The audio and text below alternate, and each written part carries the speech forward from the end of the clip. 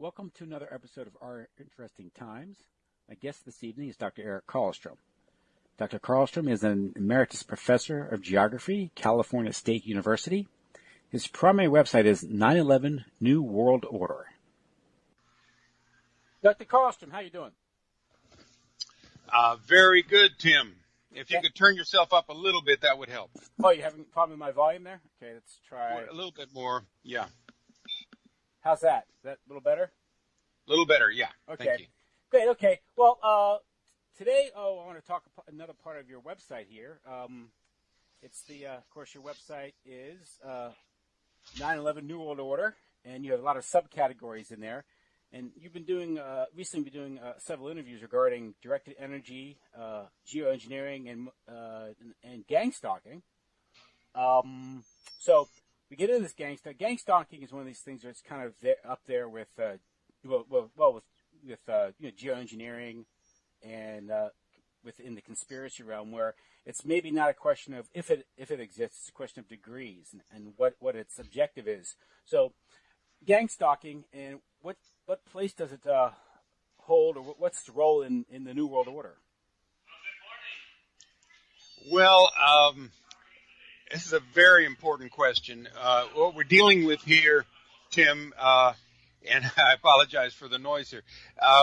What we're dealing with is a very, very, very covert operation, destabilization program that is now worldwide. It goes by the term gang stalking, but it would perhaps be more accurately described as a actual military program, which is an outgrowth of previous programs like FBI's COINTELPRO, the CIA's MKUltra, and the CIA's Operation Phoenix, which was used to target civilians during the Vietnam War. And there are some excellent books that I have been learning from, and I'm trying to share what I'm learning with others through my websites. And, of course, the one you mentioned is 911NWO.com.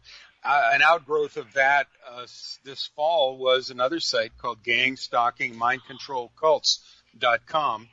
And so that one is actually includes a lot of the same material that is on my 911NWO.com website, but then is moving it in the direction of understanding this phenomenon of gang stalking. Again, it's a misnomer. It's not a bunch of gangs in L.A. that are stalking civilians. No, it's actually a coordinated program, much again like the Phoenix program of Vietnam, which targeted the civilian infrastructure for the Viet Cong, but in fact got into targeting and terrorizing the civilian population as a way of controlling it. And now what we see is this program has gone global. There are some excellent books that I can recommend people to look at if they'd like. I've gotten a lot of information from Mark M. Rich's book, New World War, Revolutionary Methods for Political Control. And I've taken a lot of the information out of that book and put them in posts on these two websites. One post is a bestiary of terms for the new war. And if you look at the alphabet soup terms that Rich has done a lot of research here, the alphabet soup of terms such as 4GW, which means fourth generation warfare.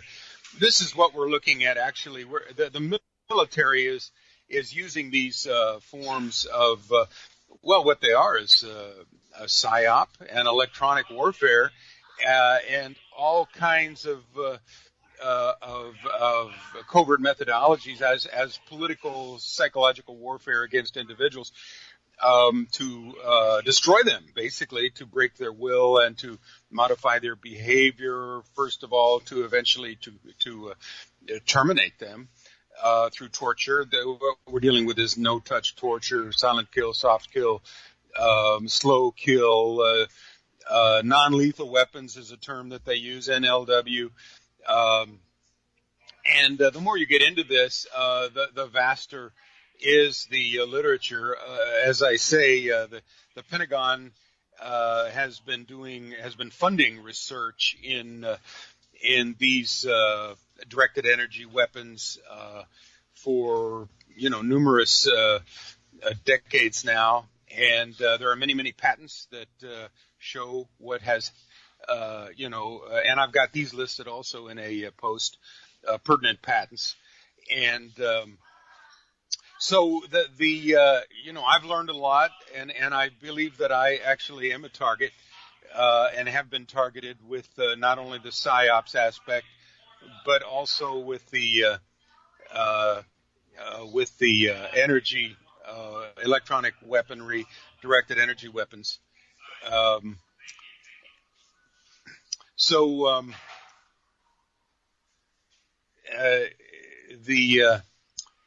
I'll stop there if you would like to take this in a certain direction, Tim.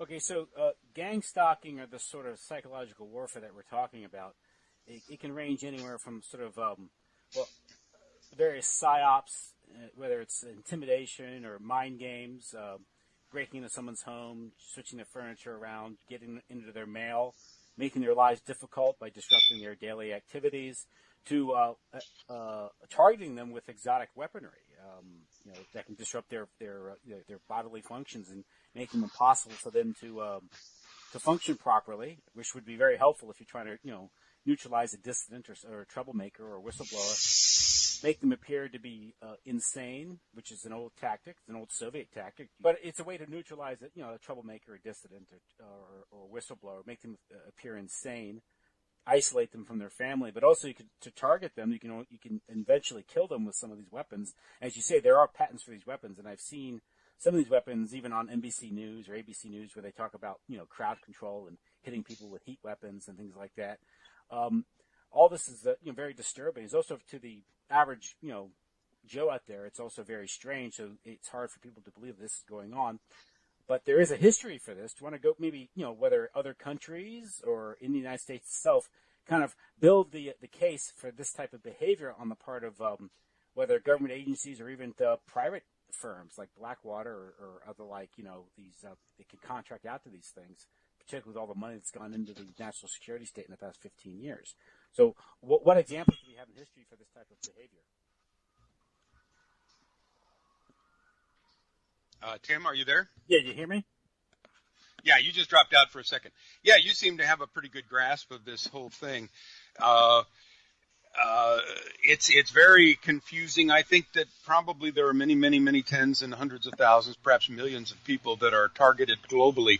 In 2004, there was a guy named David Kilcullen, who is from Australia, actually, who was the top anti-terrorism advisor for Obama and Bush, and also General Petraeus, who advocated in a paper for a global Phoenix program.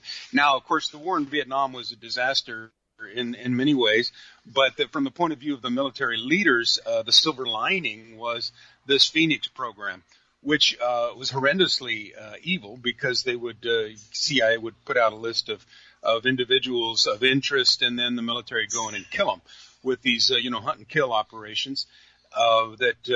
People like John Kerry and Bob Kerry, who are now senators and secretaries of state and things like that, were actually involved in these programs, and they were the slaughter of civilians. And of course, they just blow them away, with all kinds of weaponry. And this was considered a success by our military. And now they want to go global with this program. Now, most of the TIs, that is to say targeted individuals in the world, do not know that they are targets. So that's one of the reasons why I think this kind of program is very important. Your life descends into kind of a hellish isolation, deprivation of sleep, deprivation of all social contacts. The goal is, you start to read through these military position papers, is to degrade, to deny, to destroy, all of a sudden now the civilians are the enemy. And many of the targets, like myself, would be people who perhaps are perceived as dissidents. I mean, I came out in 2002 with a paper, which I put my name on, and I was a professor of geography at the time, and it was called Reflections on the Origins of 911 three scenarios, 9/11. And of course, I concluded, just from a geopolitical point of view, that it had to be an inside job. Since then, I've, got this huge 911nwo.com website, which proves it 1,000 ways from up and down that it was an inside job. Although, orchestrated by the neocons, of course, and as an excuse to invade this series of countries in the Middle East, which is basically what David Ben-Gurion called for when the State of Israel was established in 1948. And an Israeli journalist by the name of Yinon wrote a paper in 1992, again calling for the creation of a greater Israel in the Middle East, which would extend from the Nile in Egypt, the Nile River in Egypt, over to the Tigris and Euphrates in Iraq, as per the Rothschild-designed flag of the State of Israel, which shows a blue bar at the top and a blue bar at the bottom. And those, of course, represent those two rivers, the Nile and the Tigris-Euphrates.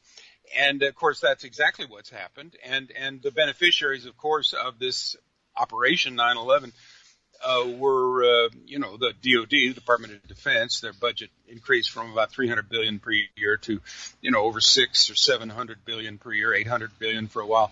And we've gotten this series of wars, which have benefited mainly, Israel and the oil companies, and certainly haven't done any good for America in the world.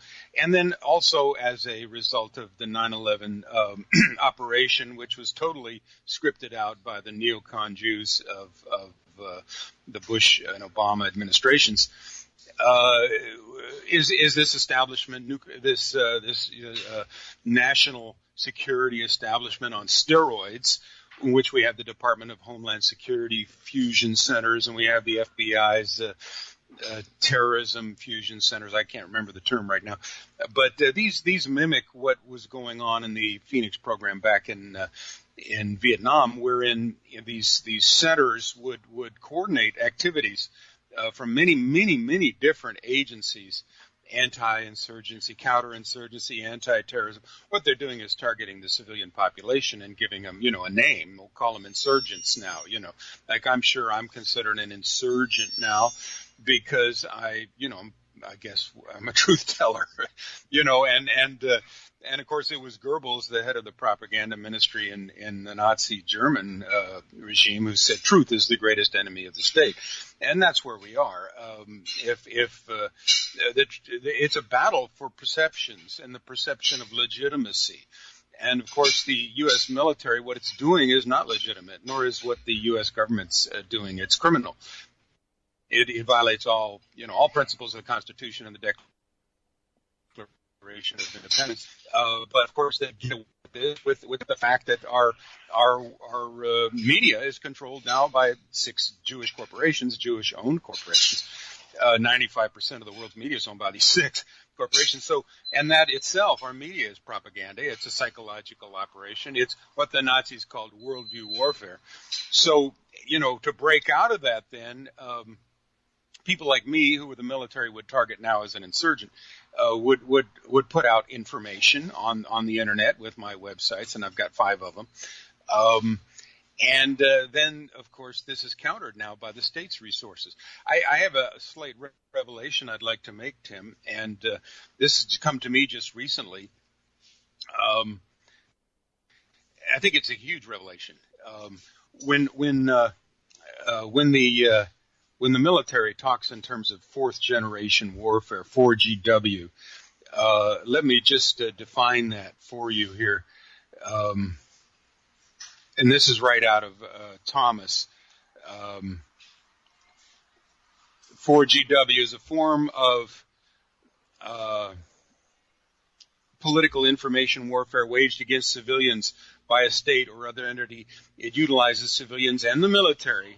Now, you're dealing with, citizen spies enlisted under the Department of Homeland Security now. And a 2003 article in the Boston Globe said DHS, Department of Homeland Security, which was formed right after 9/11, envisions having 100 million civilian spies enlisted with their program. Well, the Stasi, East German state security police, had 1 out of 6.5 civilians in East Germany that were citizen spies, harassing and spying on their neighbors. Well, DHS wants to One out of three. Anyway, this program uses civilians and the military as a form of irregular warfare. Indeed, all of society to target civilian adversaries, also known as domestic state enemies, insurgents, extremists, non-state actors, cells of fanatics, and, of course, citizen terrorists who value national sovereignty or pose some other perceived threat to the state's interest.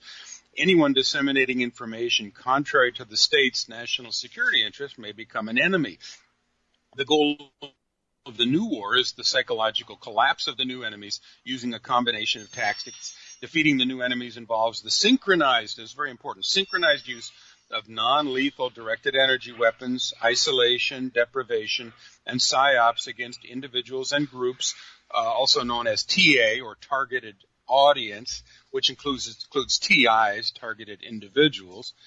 4GW is more or less synonymous with other terms that the military has lots and lots of paper trail on, called unconventional warfare, UW, irregular warfare, IR, or IW, asymmetric warfare, AW, low-intensity conflict, LIC, military operations other than war, MOO, TW, network-centric warfare, NCW.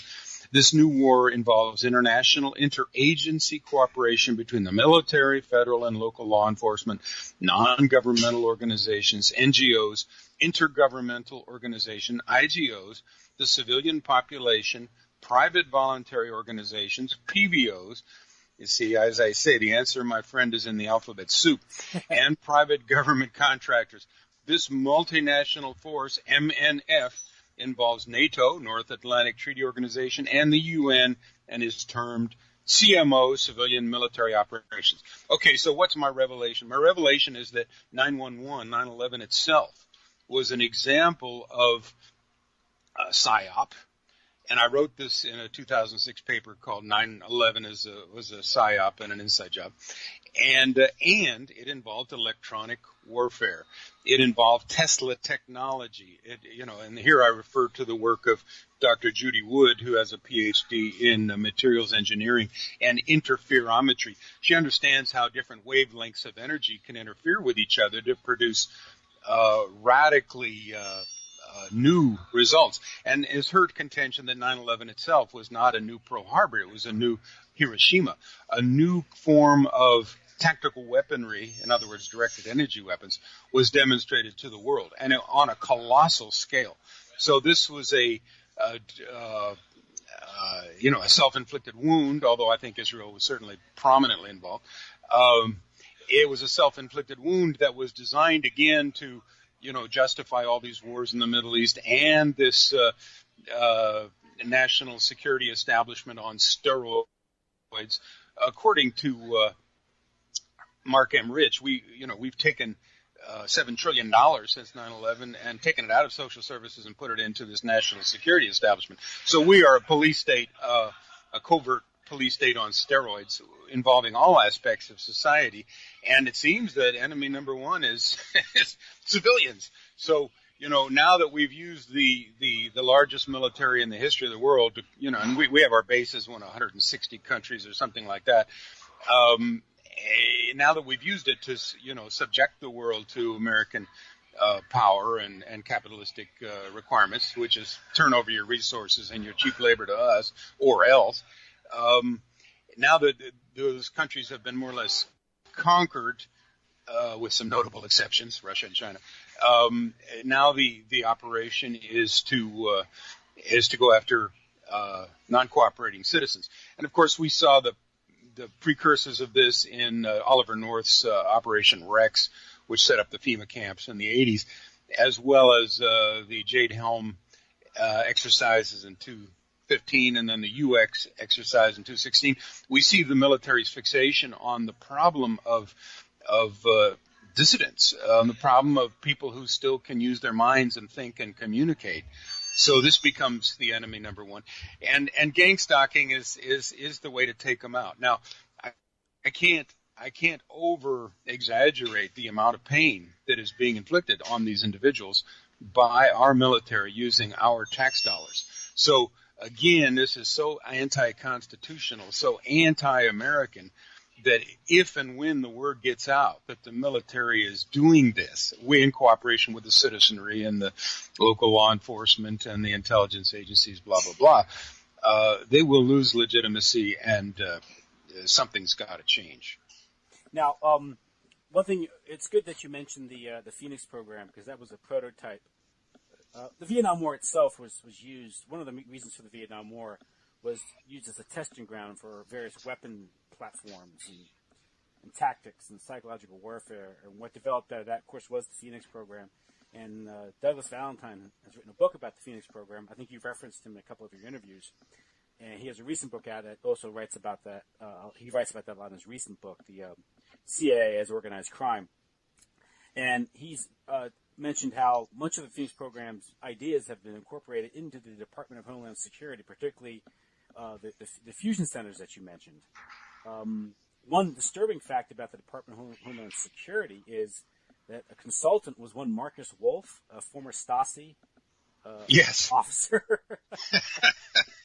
Exactly. So we have CIA being set up, particularly the Soviet desk, by Galen and these former Nazis or ex-Nazis or, I guess, emigre Nazis rather, forming the CIA desk, the Soviet desk of the Central Intelligence Agency at the dawn of the Cold War. And now, at the end of the Cold War, we have, of course, East German communists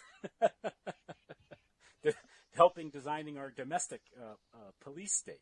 Well, this is absolutely, you're right on, but it's deeper than that. I mean, the neocon conservative Jewish element, which, of course, wrote the PNAC documents, the Project for New American Century think tank, which set out George W. Bush's domestic and foreign policy. These people, who had infiltrated the Republican Party, start going back to Reagan and even Nixon, they were former Trotskyites.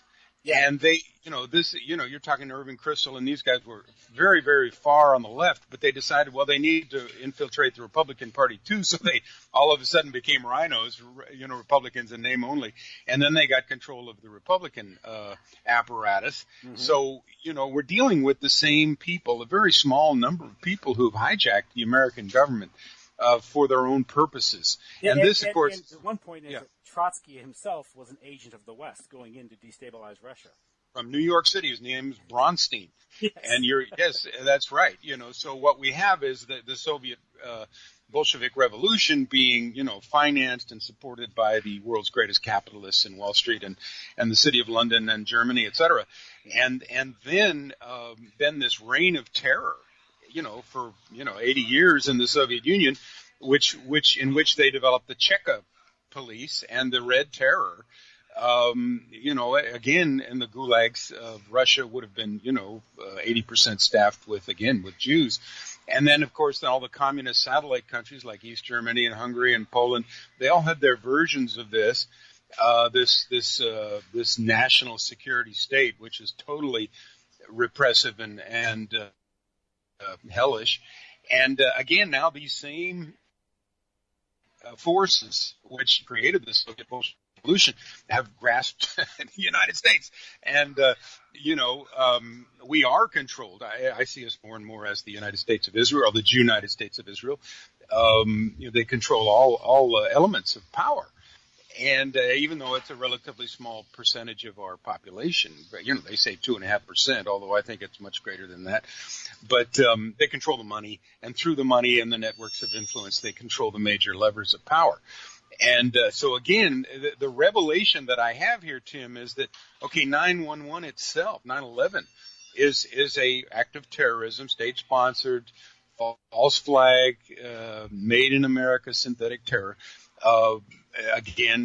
Use of violence to obtain a politically objective, which it's in DOD statements, and then following up on that, was the justification for this national security establishment on steroids with DHS and now the coordination of all, the FBI, the NSA, the CIA, and all the alphabet soup agencies, including local law enforcement, including the civilian population.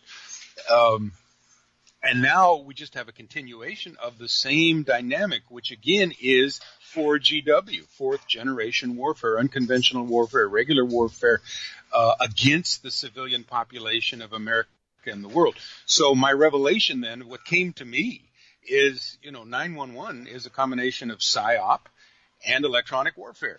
Well, so is gang stalking, a combination of Psy-Op and electronic warfare. And if we look in the military documents over the last several decades, we'll find the terms. If we look in the patents, we'll find the inventions.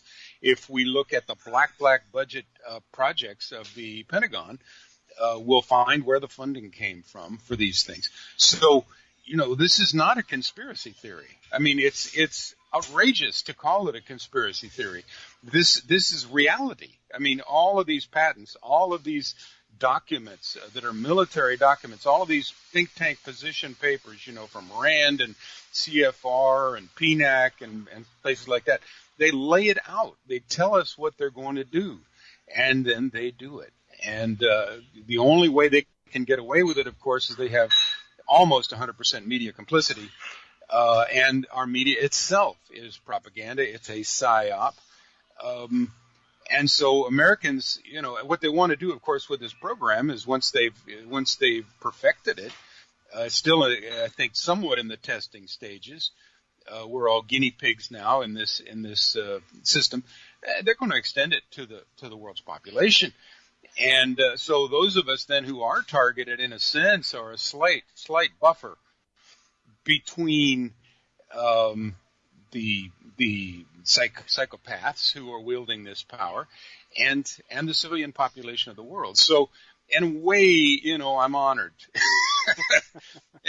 In a real perverse way, I'd rather be in the position I'm in than one of the oblivious many, or certainly one of the perpetrators, and to still have a mind to be able to understand these things and to try to explain them, I think is a mix. It's a blessing in disguise, in a sense. Now, you mentioned, the creation of these intelligence services and police states in the communist bloc in the 1940s when the Soviet Union took control of Eastern Europe. Of course, the rise of the Cheka, then NKVD, then KGB in the Soviet Union. Of course, in the West, the supposed reaction to these things in the Cold War was the development, the increasing power of the Federal Bureau of Investigation, or of course, the creation of the Central Intelligence Agency with the National Security Act of 1947. And, we have an example here of a form of gang stalking in the Cold War period with COINTELPRO in Operation Chaos, correct? So we have a history here of these type, how they created things like the Sudanese Liberation Army in conjunction with the California government and the Department of Corrections with the Ronald Reagan administration, where they created this radical group to destroy, leftist opposition to the establishment in the name of, the Leninist strategy of the best way to be the opposition, and best way to control the opposition, to become the opposition. At the same time, you create a sort of a strategy of tension because with these radical groups, you terrorize the majority, the silent majority, which changes the politics or helps shape the politics of the day, which it did in the 60s. You help like people like Richard Nixon. We had Gladio in Europe in the 60s and 70s and into the 80s, which is all well documented. And all these things these are examples of the very thing you're citing. It's just been refined along with the development of technology. Is that a correct analysis? Absolutely, Tim. You're right on, and I'm glad you brought up MH Chaos because I was around. I was in college during the Vietnam War, and I was vaguely aware that the CIA and other federal agencies were spying on us, the students. And then you get into the whole. David McGowan scenario, Weird Scenes from Laurel Canyon, where you realize that the rock stars of our age, the ones from Laurel Canyon, the famous ones, the Mamas and the Papas and Frank Zappa and so many of these people, their parents were, military and intelligence, and they themselves were probably mind-controlled at very young ages so that they would be useful to the power elite. And then they became our stars. So like you say, the best way to control the opposition is to lead it. And now, in hindsight, it turns out that much of the hippie movement, which was actually an effort to discredit the legitimate anti-Vietnam War protesters, which were coming out of our universities, both faculty and students. Then, of course, they imported drugs, sex, and rock and roll en masse in order to, make Middle America think that the youth had gone berserk and discredit them. And of course, to divide and conquer as per usual. And you're a little young, but I mean, when I was in college, the fissure between Middle America and the youth was really quite phenomenal. We had almost a civil war between the long-haired hippies and the short-haired guys or middle-aged and above who had World War II generation. So yeah, an MH Chaos was a program in which the CIA was spying on our campuses, taking names, just like the Phoenix program, which was going on at the same time in Vietnam. And they actually had, small command and control centers with files on us, being the students, with generals, looking at photos and whatnot. So even then, in 68, 69, the youth of America, of which I was one at the time, were being identified, surveilled, and to some extent targeted. And as you say, they were creating these subculture fringe groups so that they could destroy them, like the Symbionese Liberation Army with Patty Hearst. And they certainly destroyed the Black Panthers, whose goal was FBI, COINTELPRO destroyed them. The goal of Black Panthers was simply to have the black subculture more, self-sufficient and independent and able to advance their own interests. Well, this is not deemed acceptable. They had to be under the thumb of the power structure. So, FBI killed 28 Black Panthers and Black Panthers killed 0 FBI, 28-0 in favor of the FBI in those years. So much of what we're seeing now has its roots not only in communist Soviet Union, in the communist East Germany, etc., but also in the Cold War period. So I think your analysis is right on. Again, this is not a conspiracy theory. This thing has huge legs, and then you add the technologies involved with directed energy weapons. Now we're talking Tesla technology. Tesla was, over 100 years ahead of his time back in the early 20th century. And, he's the guy who invented wireless. He's the guy who invented alternative AC current, which brought us into the electrical age, and many 700 patents. A genius from Serbia who came to America and was funded by J.P. Morgan. He had a vision of free energy available to all people. He built a Wardenclyffe transmitter. He says there's energy everywhere in the universe. All we need to do is, tap into it. And he built this tower back in Wardenclyffe, which was deconstructed around World War I. J.P. Morgan pulled the funding when he realized that, if it's free, he can't meter it. Mm-hmm.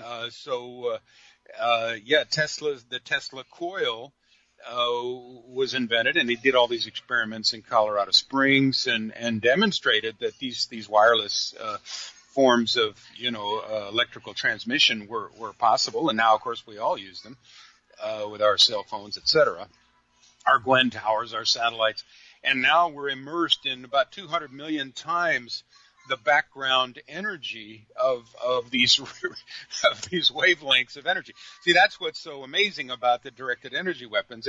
It's invisible and it's undeniable. So it gives the military a whole slew of which, including warfare, etc., in which they can say, "Oh, well, no, we didn't do it. It's something else." So what we're talking about really is lasers. We're talking about microwaves. We're talking about radio frequencies. We're talking about sonic weapons, ultrasound, infrasound, acoustic weapons, and lasers. These have all been weaponized by our military over the past several decades. and not just our military, certainly the Russians and other military, and the Israelis are all over this thing. This is invisible warfare, and you can't see these wavelengths and frequencies, but they where everything in the universe that's alive, or certainly everything that's alive on the planet, has electromagnetic energy. Our brains have put out a unique. Each one of our brains puts out a unique fingerprint of electromagnetic frequencies, which our military can now identify as a fingerprint and follow us around. It's called remote neural monitoring, EEG heterodyning, electroencephalography heterodyning. The technology of the military is, at least 50 to 100 years ahead of what people can even imagine. So this is a huge rabbit hole, and I must admit, I have to be a little bit humble. I was a geography professor, and we're getting into the realm of very, very classified high-tech physics here. And I'm, still trying to grasp with it, and understand it myself, and put up posts on my websites that help people to explain it. I'm not not a technical expert at these things. But if you get some military people on there, like John Alexander, who's done so much work with this, non-lethal weapons and remote viewing and that sort of thing, and getting into the occult. The military has gone over to the dark side here and has for decades. Alexander has a PhD in thanatology, which is this scientific study of death. Well, these non-lethal weapons can be tuned and scaled up so that they become lethal, and they can take out anybody at any time, with weapons that can target, say, the frequencies of the heart and give you a heart attack, or, create cancer and that sort of thing. So I'm not trying to just, promote fear. I'm trying to promote understanding and say, the enemy has been redefined so that it's us. And the military has technology which most humans have no way of understanding. It's magic as far as most of us would go. But again, I think knowledge is power to some extent. So to the extent that you and I can understand it and share our understandings with others, this gives people a fighting chance. I personally think that in the battle for legitimacy, we will win. We have to win, because the alternative is so Orwellian. Then you've cemented in the Orwellian. Of course, the whole goal is Winston Smith has to get re-educated so that he, subscribes to doublethink, 2 + 2 now = 6, or whatever the power elite says. That's just like saying Osama bin Laden did 9/11, and humans are causing global warming, and the war on terror is, against Islamic extremists. Well, the CIA created these quote-unquote Islamic extremist terrorists, with the Mujahideen, the ISIS, Al-Qaeda, Taliban. All these things have been created. And F. William Engdahl has a great book giving the history of that now, called The Lost Hegemon. But deeper than that, of course, is the manipulation of all the Christian versus the Islamic world by the Jewish power structure. They basically want us to kill each other off, so that they get the whole world and they get their Jewish utopia. That's who has power now, and that's what their goal is to control everything and everyone, and the Goyim, the Gentiles, are going to have to be enslaved and or killed off, so that they can have all the wealth of the world. These websites that I have, give the context for these things. These things are not operating out of a context. It's not just a few generals with, some resources and some high-tech weaponry. This is a huge system, and we have to try to understand who's controlling it and why. Yes. It does appear to be, a little bit Talmudic, I guess you could say. Absolutely. Now, well, see, that's what most people don't understand. Most people think that the Jews believe in the Old Testament. Well, that's not true. The sacred texts for the Jews are the Talmud, which is the teachings of the elders, which says it's okay to have sex with 3-year-old girls and less, and 9-year-old boys and under, and it's okay to rob, steal, and kill Gentiles because they're beasts, and only the Jews are chosen and they're of God, and blah blah blah, all this racist, hateful stuff. And then of course they have the Kabbalah, which is a system of Babylonian black magic and Satanism. And so you put these two together, and you're dealing with a religion that worships Satan. And is doing his bidding, just like the Bible says, the synagogue of Satan. So if you go back to what Jesus said about the Pharisees, all of that stuff is extremely appropriate. But most Christian pastors and priests won't touch that stuff because it's not politically correct. He said, you are of your father the devil. You're vipers and hypocrites, a race of vipers, a generation of snakes.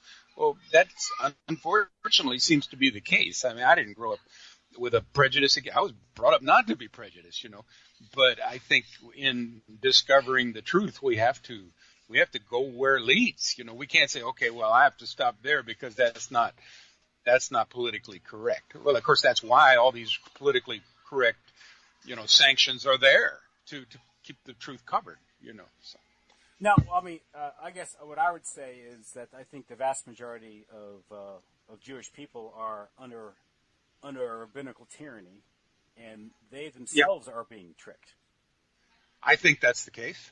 When you talk about, I think he's talking to the Pharisees and this sort of rabbinical dictatorship that developed after the dispersion of the Jewish people and the development of the Talmud, which I think was codified like in the 7th or 6th century or something. But it's an attempt to manipulate them as well as the rest of humanity to maintain this sort of elite outlook on life. I think you can say that. Tex Mars is one of my favorite radio talk show guys. He does a powerofprophecy.com show. He's written about 50 books, including several about this whole issue. And he really nails it like it is. And again, he's former Air Force officer, 22 years in the Air Force. And he says, the goal, of course, by this group of psychopaths, generational Satanists to a large extent, is world control. They want their heaven here. They don't believe, really in an afterlife, and they think Christians are stupid to, put their hope in an afterlife. They want all the material wealth here and now, and that's, in lots and lots of their documents.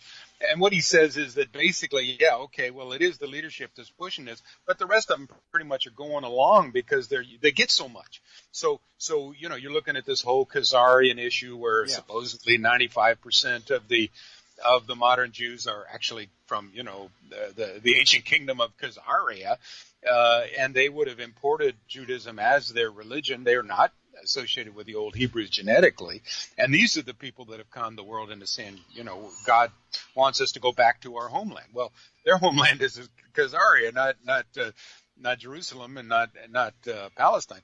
But the bottom line is that they've pulled this con on themselves and on the world, and I think they do control the money system with the Rothschilds being the king of the Jews and everything like that since the late 1700s, and I think most Jews kind of go along with it in the sense that they're not advancing it, but they're supporting it. And if the Mossad calls them up and say, okay, we want you to render a service for your godfather, Israel, the average rank and file Jew is going to do it. And that gives the what we call the Psy-Ops. Which are these Jewish secret spies, which they've always formed a network of Psy-Ops around the world. Yeah, they openly talk about their loyalty, their primary loyalty being to the Jewish state. And, right. And you have people like Anan Milchan receiving an award from Israel for engaging in espionage, helping them acquire nuclear weapons, supposedly. Sure. You had, the illegal arms shipments after World War II, which people like Hank Greenspun, that newspaper editor out in Las Vegas, who was fined $10,000 for being involved in this illegal arms shipments to help fund the Israeli fighters, the Zionist fighters in Israel, to deliver a fait accompli, which led to the creation of the Israeli state. And he openly bragged about his service to the to Israel, a foreign government. So that is a problem. And you do have a notion of this sort of, they say dual loyalty. I say dual loyalty might be an improvement. Well, yeah, and of course yeah. the neocons, a lot of them have dual citizenship with Israel and the United States, and guys like Rahm Emanuel would have fought in the Israeli army, and yet here he was chief of staff under Obama, and now he's the whatever mayor of Chicago, and these people, and of course he was a magnate on Wall Street, so these people, they jump back and forth into positions of power to advance this common cause, which is always the cause of Israel. They don't give a fig about the United States, except that the United States is doing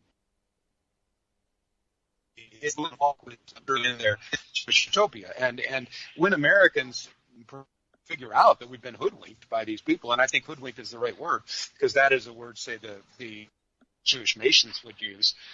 We've been tricked, we've been duped, we've been fooled, we've been made fools of. Hopefully there's enough, gray matter collectively in the American consciousness that if this sinks in, they might just throw off the Whore of Babylon, as some people refer to the Israeli Jews, and we're the beast being written, if you want to go with that, metaphor in the Revelation. But yeah, we're totally co-opted and controlled as a nation. And the huge portion of the Christian community, particularly the Protestants, have been buffaloed, with the Schofield Bible, and that dates back to absolutely. And there's a huge that was of course funded by Untermeyer and the Jewish oligarchs and Jacob Schiff in New York, and that of course that coincides with the Balfour Declaration, U.S. entry into World War I, and also its entry into World War II, because all that was necessary for the creation of Israel. So. Yeah, you understand. I mean, this is not something you're going to get from the media. You're not going to get it from the mainstream media because, again, that's owned by these very individuals. And this, kind of, you might call it a criminal syndicate. It's a world criminal syndicate, and I think that there is a lot of psychopathy involved in this syndicate. I think that they think it's in their Talmud that all Gentiles are beasts, and you can rob, steal, and kill from Gentiles. They don't consider us to be human, so therefore, get us out of the way and use us as guinea pigs in these, gang stalking programs, etc.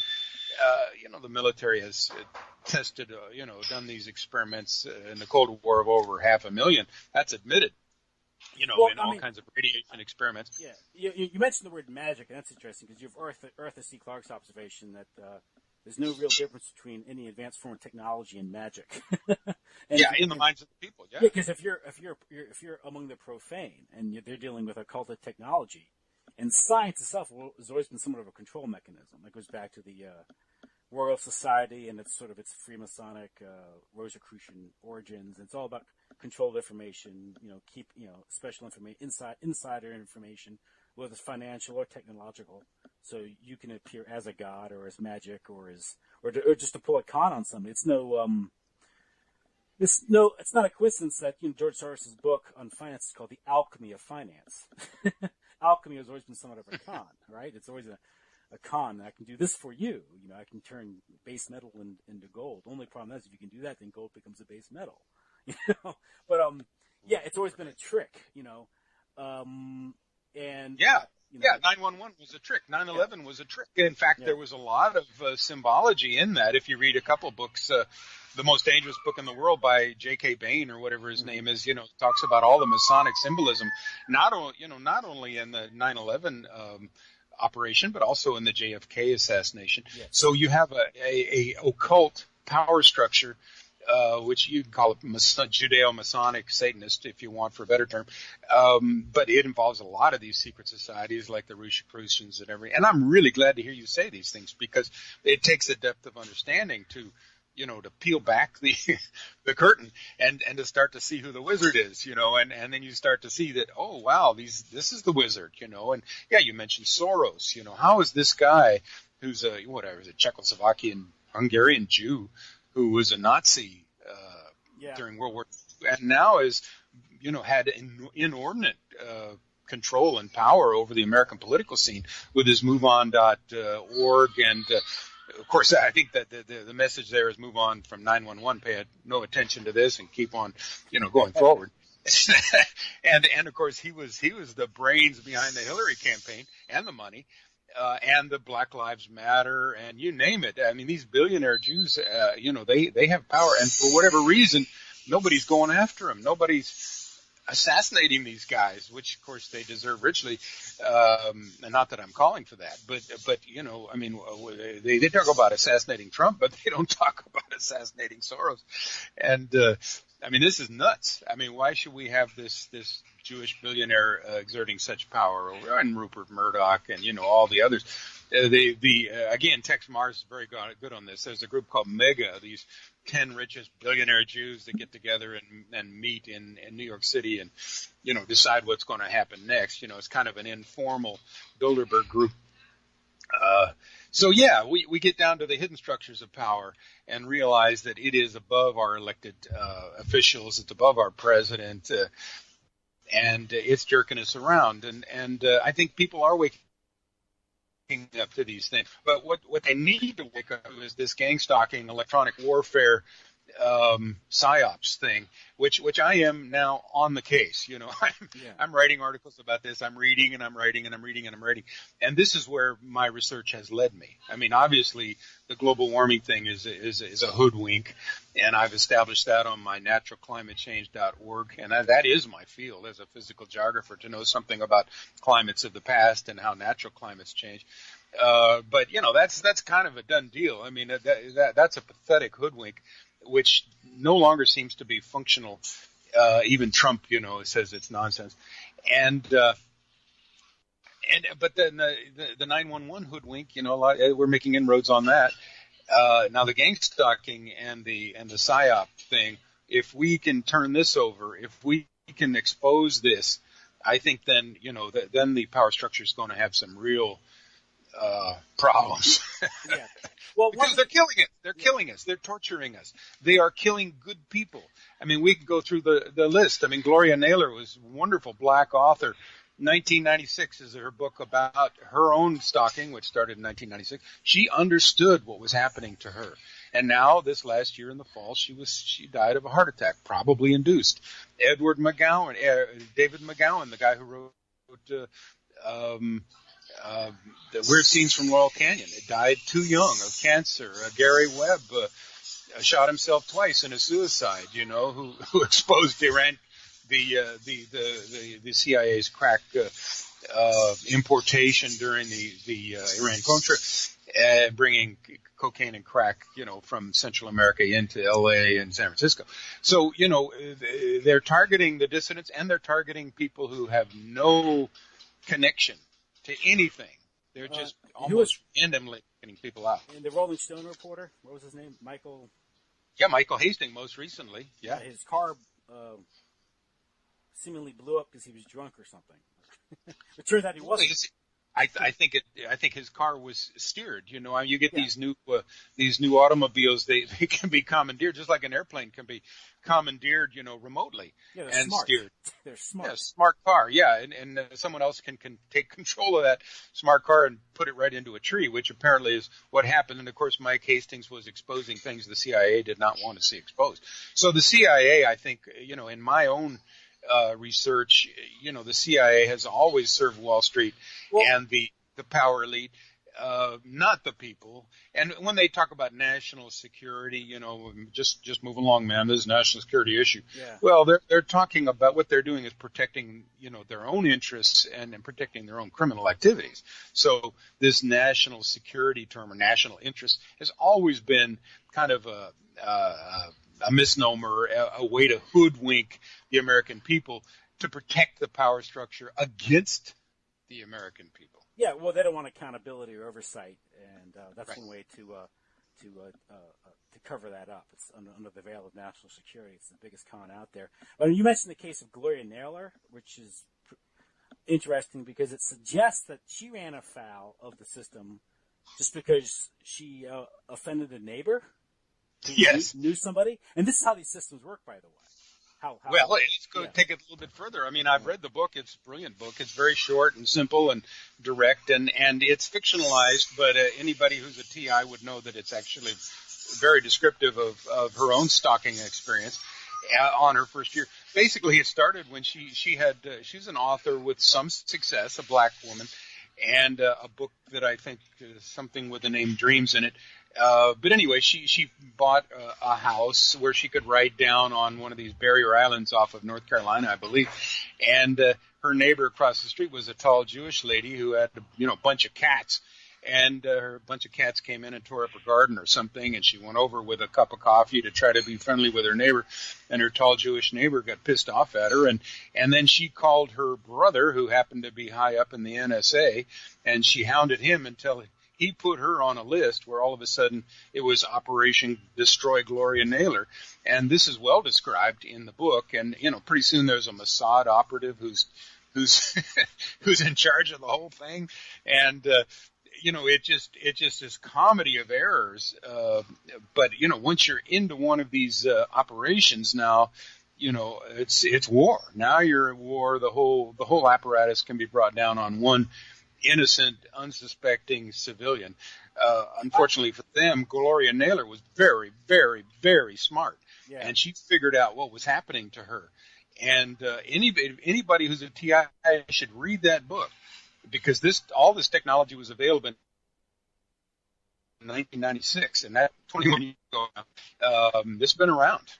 Now, one thing you think this through, how this might have went down, is she has this neighbor of hers has a brother who has some influence at the National Security Agency, who I guess he has either the Rolodex or who knows people who to call, and he's aware of a test program for gang stalking, supposedly to target enemies of the free world, terrorists, bad guys. So this is how you get people involved in this, because they think they're fighting bad guys. Then they say, well, since we're testing this program, we have to do random testing to see how effective it is. Well, since my sister is having trouble with this neighbor, let's pick her as a test subject, random test subject. Although it may appear random, and although how awful that is, that's an example how someone who knows somebody can use this infrastructure, this system, to target you for doing something as audacious as walking over and trying to convince this lady to stop having her cats pee in her garden. That's exactly right. And, apparently lots of people have gotten onto these lists, these terrorist watch lists or notification lists, or you can call them death lists or whatever, because these are terminal experiments. I mean, you get in the program and they're going to, keep going until you're dead. Yeah. And it's very difficult to get out of these programs. Well, my way is, the only strategy I can think of is we've got to expose their illegitimacy. We've got to scream it from the rooftops that our own government is involved in killing Americans. Well, of course, the Declaration of Independence says governments are instituted among men to protect our life, liberty, and pursuit of happiness. And when governments become destructive of these ends, it's our job to alter or abolish those governments. Well, at the very least, we've got to do some major altering here. I would suggest that our military has been a rogue agency for all our lives, that the American, people never voted to become the world's empire, to conquer all these other countries and steal their resources and to, kill them covertly with all these CIA operations. Read former State Department William Blum's book, Killing Hope, CIA interventions around the world, and The Rogue State, which really refers to the United States and Israel. I mean, our history is so evil and draconian, the Vietnam War being an example of, 58,000 Americans were killed in an 11-year period. That's terrible. Well, 2 to 3 million Southeast Asians were killed, and not just in Vietnam, but Cambodia and Laos. And you mentioned Douglas Valentine's book, The CIA's Organized Crime, Tim, and you also did a very nice interview with him, which I heard online. Doug Valentine really, really, really, really gets the big picture. I recommend that book to everybody. 2017, The CIA as Organized Crime, how covert operations corrupt America and the world. And he gets the big picture. But, he still doesn't know what happened on 9/11, obviously. Or if he does, he's sidestepping it, where I've got a whole huge website devoted to what happened on 9/11 and how it fits into the big scheme.